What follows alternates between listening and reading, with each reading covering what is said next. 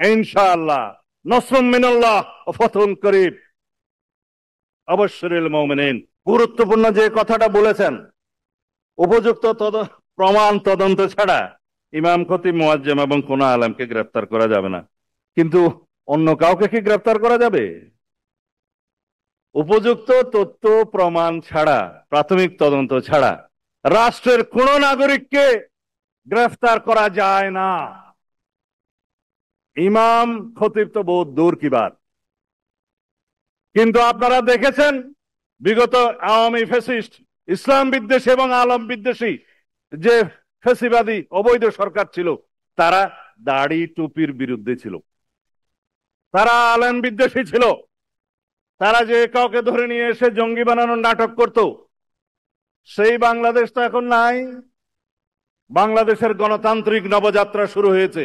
আজকের এই আজিম শান মেহফিলে আঞ্জুমের আপনারা যারা হাজিরানে মজলিস, হযরত উলামায়ে কেরাম, বুজুর্গানে দিন এবং এই মজলিসের যিনি সভাপতি, বাইতুল মোকাররমের পেশ ইমাম জনাব মুহিবুল্লাহ বাকি দামাত বারাকাতুহু, এই মজলিসের সম্মানিত প্রধান অতিথি, আমাদের নেতা, বাংলাদেশ জাতীয়তাবাদী দল বিএনপির ভারপ্রাপ্ত চেয়ারম্যান, আপনাদের ভাষায় বলি আমাদের ইমাম, জাতীয় ইমাম জনাব তারেক রহমান দামাত বারাকাতুহু,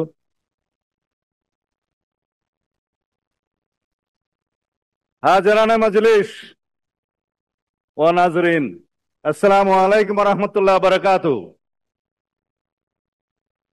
আমি খুবই সংক্ষিপ্ত বক্তব্য দেব আপনাদের দাবি দেওয়ার বিষয়ে। আল্লাহ রাব্বুল আলামিন আমাদেরকে যদি রাষ্ট্র পরিচালনার দায়িত্ব দেন, রাষ্ট্রীয় ভাতা ইত্যাদি কি হবে আমার নেতা কথা বলবেন। আমি শুধু আপনাদের এখানে কিছু কানুনি বিষয় আছে, ওনার সুবিধার্থে আমি কয়েক মিনিট বিশ্লেষণ করে তারপরে বক্তব্য শেষ করব। আপনারা এখানে যে 7টা দফা দাবি দিয়েছেন, তার বিষয়ে যদি আমরা একটু বক্তব্য না দেই, আপনাদের দিলের তামান্না পুরা হবে না।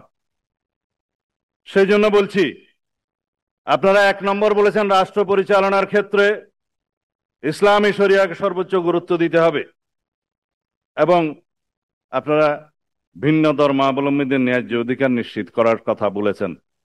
খুবই ভালো করেছেন।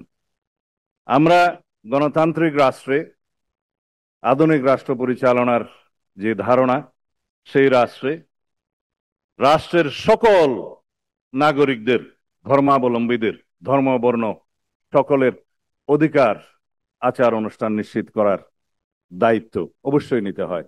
সাংবিধানিকভাবে আমাদের অনুচ্ছেদ 28 এবং 41 আপনারা দেখবেন, সেই আচার অনুষ্ঠানের স্বাধীনতা, উপাসনালয়ের স্বাধীনতা এবং ধর্মের ভিত্তিতে যে বৈষম্য করা যাবে না, সেগুলো নিশ্চিত করা আছে। বিষয় হলো সেটা বাস্তবায়ন করতে হবে। আমরা ইনশাআল্লাহ সবসময় আমরা বলে থাকি, আজকেও পুনরুচ্চারণ করি, কোরআন এবং সুন্নাহর বিপরীতে বাংলাদেশে কোনো কানুন করা হবে না এবং যদি থাকে সেই বিষয়ে বাতিল করা হবে ইনশাআল্লাহ। আপনারা জানেন রাষ্ট্র পরিচালনার মূলনীতিতে শহীদ রাষ্ট্রপতি জিয়াউর রহমান মহান আল্লাহর উপর আস্থা এবং বিশ্বাস স্থাপন করেছিলেন। প্রস্তাবনায় এবং রাষ্ট্র পরিচালনার মূলনীতি অনুচ্ছেদ 8-এ সেইটা আওয়ামী ফ্যাসিস্ট গোষ্ঠী সংবিধান থেকে উচ্ছেদ করে দিয়েছিলেন, আপনারা জানেন। সেটা ইনশাআল্লাহ পুনর্বহাল করা হবে। আপনারা এখানে বলেছেন রাষ্ট্রের জনকল্যাণ এবং সেবামূলক কার্যক্রমে ইমাম খতিবদের অংশগ্রহণ, সেটা তো আপনাদের ইমানি দায়িত্ব। কেউ আপনাকে সেই দায়িত্ব বর্তানোর জন্য বসে থাকবে না, আপনাদের ইমানি দায়িত্ব, আপনারা সেটা পালন করবেন। অবশ্যই রাষ্ট্রীয় পর্যায়ে, ইউনিয়ন থেকে সর্বোচ্চ পর্যায়ে কিভাবে সেটা নীতিমালার মধ্যে নিয়ে আসা যায়, সেটা আমরা পরীক্ষা নিরীক্ষা করবো ইনশাআল্লাহ, সবার সাথে আলোচনা করে। তারপরের দাবি আমার নেতা কথা বলবেন, সেটা আমি যাব না।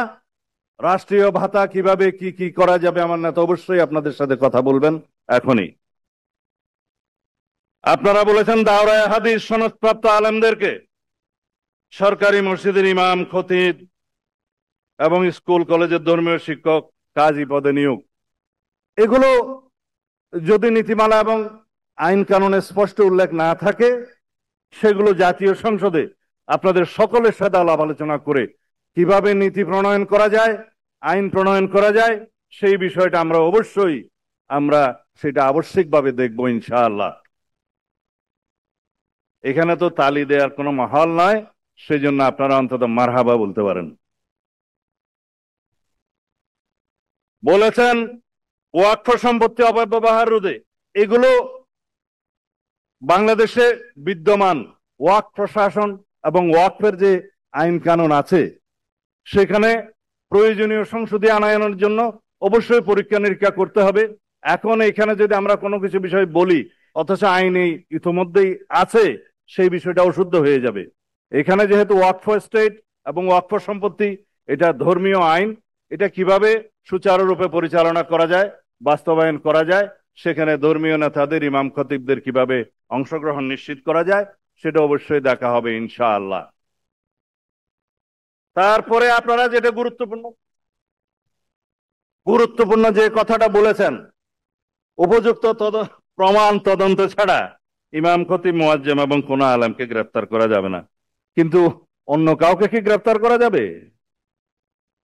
উপযুক্ত তথ্য প্রমাণ ছাড়া, প্রাথমিক তদন্ত ছাড়া রাষ্ট্রের কোন নাগরিককে গ্রেফতার করা যায় না। ইমাম, খতিব তো বহুত দূর কি বাত। কিন্তু আপনারা দেখেছেন বিগত আওয়ামী ফ্যাসিস্ট, ইসলাম বিদ্বেষী এবং আলম বিদ্বেষী যে ফ্যাসিবাদী অবৈধ সরকার ছিল, তারা দাড়ি টুপির বিরুদ্ধে ছিল, তারা আলেম বিদ্বেষী ছিল, তারা যে কাউকে ধরে নিয়ে এসে জঙ্গি বানানোর নাটক করত। সেই বাংলাদেশ তো এখন নাই। বাংলাদেশের গণতান্ত্রিক নবযাত্রা শুরু হয়েছে। এখানে আমরা সবাই হামসফর। আইন কানুনের ব্যত্যয় ঘটিয়ে কোনো বেআইনি কাজ কাউকে করতে দেয়া হবে না ইনশাআল্লাহ। তারপরে একটি দুইটি কথা, যেমন ধর্মীয় ও নৈতিক শিক্ষক নিয়োগের ক্ষেত্রে প্রাথমিক পর্যায়ে, সেটা আমরা ইতিমধ্যে আমার নেতার সাথে কথা বলে একটা অনুষ্ঠানে আপনাদের সামনে ঘোষণা দিয়েছিলাম। নৈতিকতা, ধর্মীয় এবং নৈতিক শিক্ষক নিয়োগের ব্যাপারে প্রাথমিক পর্যায়ে এটা অবশ্যই ইনশাআল্লাহ আমরা দেখব। আমরা সেই ঘোষণা আরেকটি মজলিসে আপনাদের সামনে দিয়েছিলাম। তারপরে যে বিষয়গুলো সামনে আছে, আমি বিতর্ক হোক সেরকম কোনো বিষয়ে যাব না। আমরা সবাই রাসূলুল্লাহ সাল্লাল্লাহু আলাইহি ওয়াসাল্লামের মদিনা ইসলামে বিশ্বাস করি এবং আমরা বাংলাদেশে যত ফিরকা ফিতনা আছে এগুলোর অবসান চাই। অবশ্যই আপনারা সম্মিলিতভাবে সেভাবে কাজ করবেন। কোন রকমের যাতে রাজনৈতিক বক্তব্য, আপনারা যে মসজিদের ইমাম, আমরা এটাকে দিন এবং দিনিয়াতের চর্চা কেন্দ্র হিসেবে প্রতিষ্ঠা করেছি। আল্লাহ রাব্বুল আলামিন রাসূলুল্লাহ সাল্লাল্লাহু আলাইহি ওয়াসাল্লামের মাধ্যমে সেটা শুরু করেছেন, প্রতিষ্ঠা করেছেন। এখানে আমরা যেন দুনিয়ার কোনো কার্যক্রমকে প্রশ্রয় না দিই, আপনারা সবাই খেয়াল রাখবেন। আমরা যেন মসজিদকে, ইমামদেরকে, খতিবদেরকে বিতর্কের ঊর্ধ্বে রাখি এবং থাকি, সেটা আপনারা মনোযোগ দিবেন। রাজনৈতিক চর্চার জন্য বহু কেন্দ্র আছে, যাতে কোনো বিতর্ক না হয় সেভাবে আপনারা দয়া করে এই বিষয়টা খেয়াল রাখবেন। আমরা বাংলাদেশের রাষ্ট্রের কাছে অনেক কিছু চাই, আপনারা রাষ্ট্রের কাছে অনেক কিছু চান, কিন্তু রাষ্ট্র পরিচালনার মধ্যে সবচাইতে মূলনীতি হওয়া উচিত আমরা রাষ্ট্রকে কি দিতে পারি। দেশের নাগরিকগণ, বাংলাদেশের সকল জনগণ রাষ্ট্রকে যদি নৈতিক সমর্থন, আইনি সমর্থন এবং রাষ্ট্রকে সুচারুরূপে পরিচালনার জন্য আমরা যদি সহযোগিতা করি, সেটা হবে আমাদের সর্বোচ্চ দেয়া। শুধুমাত্র আমরা সবাই সকল শ্রেণী পেশার মানুষ দাবি আদায় করার জন্য রাস্তায় নেমে যায়, রাষ্ট্রের কাছে চাই, অথচ আমরা রাষ্ট্রকে কিছুই দিতে চাই না, সেটা হয় না। শহীদ রাষ্ট্রপতি জিয়াউর রহমানের শিক্ষা স্বনির্ভরতার মাধ্যমে তিনি খাল খনন কর্মসূচি এবং অন্যান্য কর্মসূচি গ্রহণ করেছিলেন, যাতে রাষ্ট্রের জনগণ স্বতঃস্ফূর্তভাবে বিনাশ্রমে রাষ্ট্রের জন্য কাজ করতে পারে, সেই অনুপ্রেরণায় অনুপ্রাণিত হয়। আমরা সবাই যদি রাষ্ট্রকে দেওয়ার জন্য প্রস্তুত থাকি, ইনশাআল্লাহ রাষ্ট্র আমাদেরকে ভরপুর দিবে। আওয়াজ নাই, আমরা রাষ্ট্রকে দিতে চাই না, আমরা সবাই রাষ্ট্রকে দিতে চাই না, রাষ্ট্র গণতান্ত্রিকভাবে চলুক সেজন্য সহযোগিতা করতে চাই না, সবাই চাই। এখন যদি কেউ আপনারা বলেন যে এই রাষ্ট্রটা ফ্যাসিবাদ মুক্ত হয়েছে, স্বৈরাচার মুক্ত হয়েছে, যাতে সারা জীবনের জন্য এই ফ্যাসিবাদী আওয়ামী গোষ্ঠী বাংলাদেশে আর কোনোদিন পদার্পণ না করতে পারে এবং বাংলাদেশে যাতে ফ্যাসিবাদী রাজনীতির কোনোদিন উৎপত্তি এবং উৎপাদ না হয়, সেজন্য আমরা সবাই সহযোগিতায় থাকবো, এটা আপনারা দিতে চান না? ইনশাআল্লাহ নসরুম মিনাল্লাহ ওয়া ফাতহুন করিব। আবাশশিরিল মুমিনিন। আসসালামু আলাইকুম ওয়া রাহমাতুল্লাহি ওয়া বারাকাতুহু।